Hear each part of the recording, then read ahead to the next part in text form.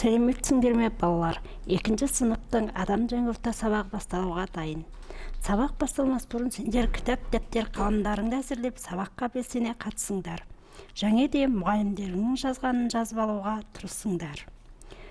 Өткен сабақта біз жаңбыр, қар, боран сияқты табиғи құбылыстар туралы әңгімелестік. Жауын қай мезгілде жауады, қар қай мезгілде жауады, боран қай мезгілде болады дегенді көргенбіз. Және де жел, күн бұлтты пайдалана ауа райын болжау моңғол әдістер туралы көрдік. Біз өткен сабағымызда боран, күн, бұлт туралы жазып белгілеп алғандықтан, енді барлығымыз қайталап бір оқиық. Желді байқап, болжау арқылы ауа райын қалай жобалаймыз? Жақсылап бақылаңдар. Күнді бақылау арқылы ауа райын қалай болжауға болады? Бұлтты бақылап, ауа райын қалай білуге болады? Назар қойып оқыңдар. Сондай-ақ өткен сабақта біз ауа райын хабарын суреттер мен белгілерді қолдана отырып оқып жазып үйренгенбіз. Ауа райы туралы хабарды оққаннан кейін оқушылардың жазбаларымен танысайық. Сонымен қатар үй тапсырмасын қалай орындады? Назар аударайық. Бірінші оқушыны бақылайық. Алғашқы оқушының 7 күнді белгілеген ауа райының болжамын бақылауға болады. Ең жылы және суық күндері қай күндері болды дегенді көреміз. Бұл тапсырмалар сіздің тапсырмаларыңызға сәйкес келе ме? Жақсылап бақылаңдар. Барлығын салыстырып қарай. Қазір барлығымыз оқулықтың 48-ші бетіндегі 3 баланың әңгімесін бірге оқып көрейік. Ауа райы қалай болатыны қалай білуге болады? Осы 3 бала саяхатқа шығуды жоспарлады. Енді барлығымыз диалогты оқиық. Атам ауа райын аспанның жайына қарап дұрыс болжайды. Мен атамнан сұрап келейін. Ауа райын аспанға қарап болжауға бола ма? Алдыңғы сабақта көргенбіз. Екінші баланың әңгімесін тыңдайық.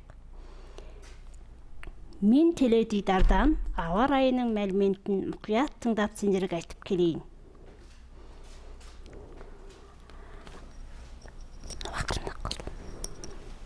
Ауа райын алдын ала болжамын теледидардан бақылауға да болады екен.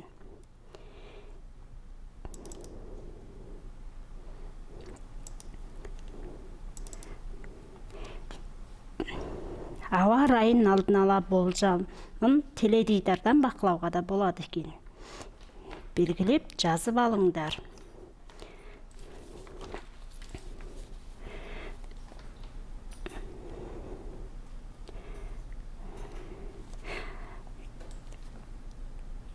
Енді барлығымыз бір оқушының дүйсенбіден жұмаға дейінгі ауа райын туралы жазбаларды оқып көрейік. Бұл кестеде аптаның 5 күні бар. Дүйсенбі, сейсенбі, сәрсенбі, бейсенбі, жұма. Осы оқушы аптаның 5 күнінде аспанның қандай екенін суретпен және сөзбен білдірген.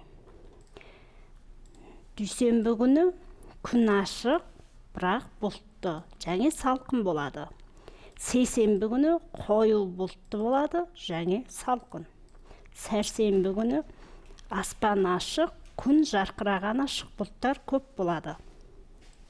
Бейсенбі күні күн ашық, бұлтты, аздап қар жауады, жел қатты болады. Жұма ала бұлтты, желді және суық болады деген. Мына баланың белгілеуіне сәйкестіріп тапсырма орындайық.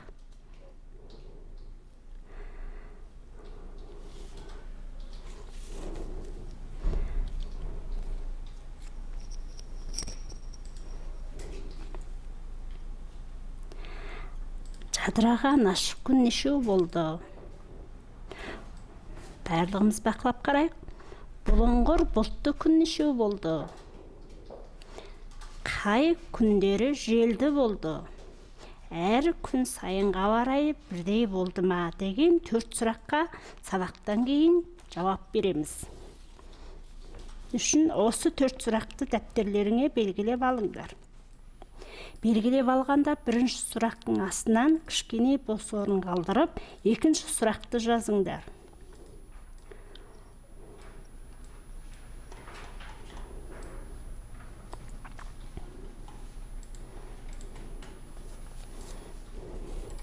Балалар, сендер саяхаттап көрдіңдер ме? Саяхатқа шыққанда біз қандай заттарды алып шығуымыз қажет? Енді бәріміз тақтаға жапсырған суретке назар аударайық.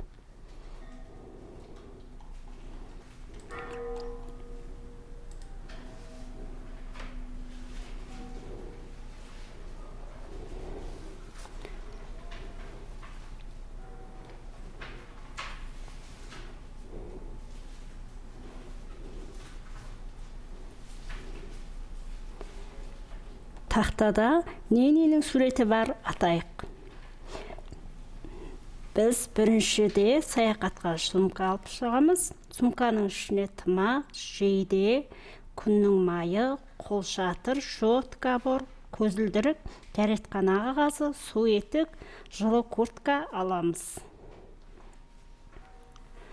Бұларды біз саяхатқа шығарда алып шығуымыз маңызды ма? Барлығын дәптерлеріңе белгілеп алыңдар. Енді біз экрандағы суретті ауа райының ерекшелігіне сай келетін киімді дұрыс сәйкестірейік. Бұл сендердің кітаптарының 49-шы бетінде кітаптан орындауға болады. Жақсылап бақылаңдар. А суреттегі бейнені бірінші суретке сәйкестіруге бола ма? Күн шуақты күні біз көзілдірік және күннің шляпасын керектенеміз.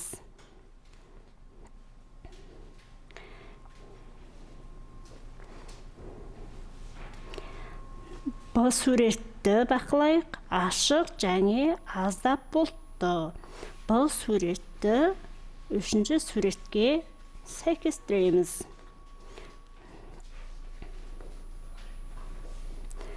Үшінші суретке жылы етік, жылы жейде. Бұл суретті бақылайық. Мұғалімдердің алдыңғы сабақта жауын шашынды қар қайсысында болуы мүмкін деген. Жауын В суретіне жауын шашынды. Екінші суретке сәйкестіреміз. Екінші суретте қол шатыр, су етік, жаңбыр жамылғысы тағы басқа суреттер бар. Барлығымыз экранның астында көрініп тұрған жауапты дәптерлерімізге белгілеп алайық.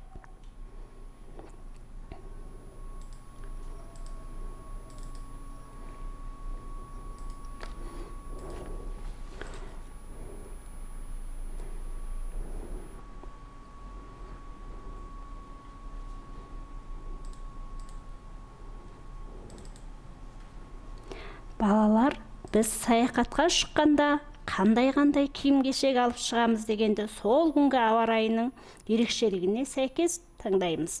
Ендеше барлығымыз құтқарушы ковбой ұсынған бейне жазбаны көрейік.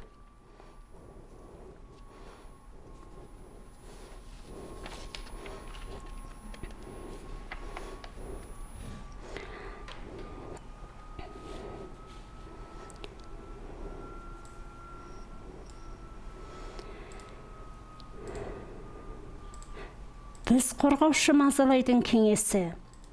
Ауа райы бүгін күн күркіреп, найзағай түсіп, жауын жауатындықтан сақ болыңдар. Қорықпаңыз. Таңданған аға, біз найзағай қалай таяп келе жатқанын, жарқ еткен сәуледен кейін неше секундтан соң күн күркірегенімен есептеуге болады.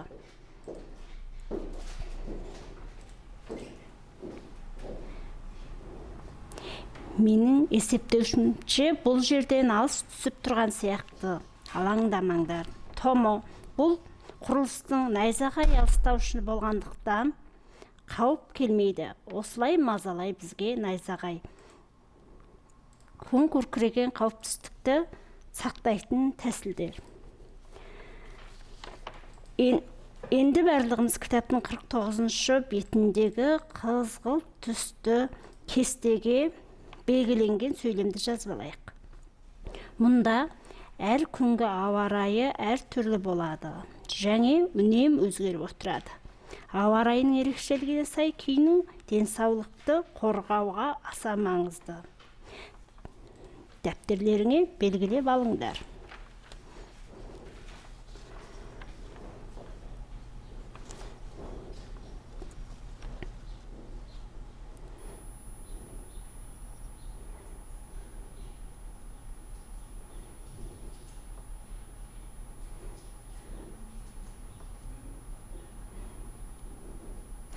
Балалар, біз бүгінгі сабағымызда табиғат құбылысы, ауа райының ерекшелігіне сәйкес қалай киінуге болады дегенді үйрендік.